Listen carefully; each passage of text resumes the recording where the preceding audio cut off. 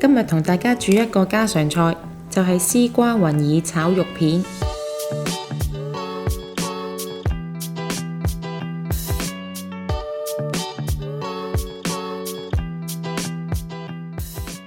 首先將絲瓜去皮，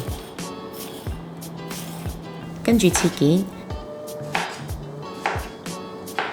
雲耳浸軟切件，蒜頭切蓉，豬肉片醃15分鐘，醃料有生抽、麻油、糖、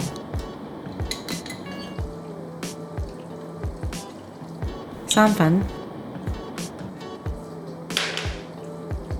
加少少油落鑊，開中火燒熱之後，首先將薑片同蒜蓉炒香，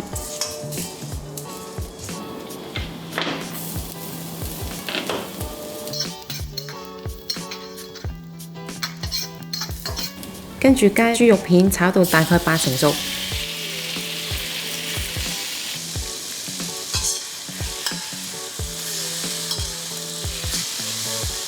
然後再加入絲瓜同埋雲耳炒2分鐘，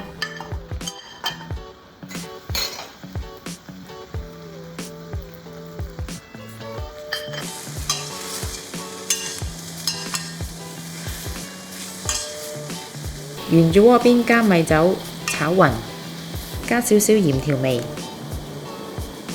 咁就完成啦。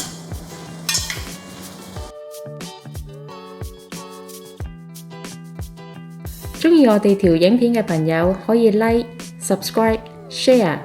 同埋記得撳着個鐘仔，可以第一時間收到我哋嘅最新資訊同埋影片。